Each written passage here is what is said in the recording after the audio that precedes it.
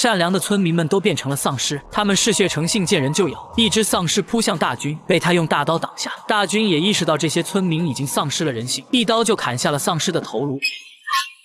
杀手们接二连三被扑倒，随从在丧尸群中穿梭，躲过了一个又一个丧尸。可他们的数量实在太多，瞬间就将两人团团包围。大军挥出大刀，却突然飞出一支利箭。一个女人出现在房顶，她射出的箭可以制造响声，吸引丧尸的注意。接着又出现几个人，他们手脚干净利落，似乎很了解丧尸的弱点，很快就将所有丧尸全部消灭。原来这些人正是已故哥哥的心腹，为首的叫老朴。他们早就知道朝中的兵叛图谋不轨，肯定会派杀手来刺杀大军，所以特地前来接应。而村民们都变成了丧尸，他们惧怕阳光，只能在晚上活动。想要彻底杀死他们，就只有砍掉脑袋或者刺穿心脏，尸体也必须焚烧。他们对声音很敏感，所以要尽快离开这里。老朴带着大军来到幸存者聚集地，活下来的村民都在这里。牢房里还关押着即将变异的村民，他们随时可能变成丧尸。而另一边的兵叛正在谋划着什么。他在地窖中喂养了一只丧尸，接着又将君王的妃子引到这里，打开地窖放出丧尸，很快妃子就被丧尸扑倒。第二天一早，众多妃子正在陪君王用膳，殊不知感染丧尸病毒的妃子就在其中。君王还在享受着美食，而妃子已经开始变异，青筋延伸到他的脖子，他的双眼泛白，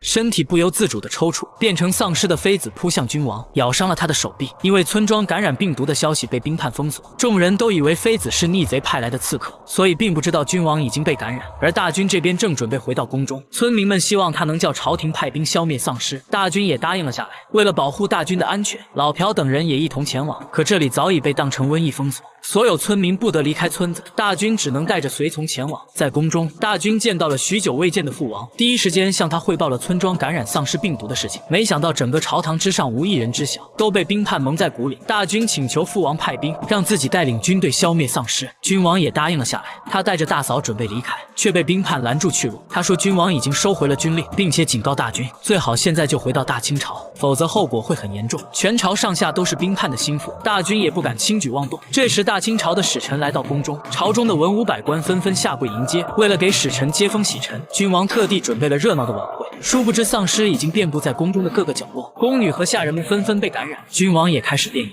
眼看计划即将成功，兵叛忍不住吟诗一曲：山昏月未，木落双出者，我去夜对，一拳下去。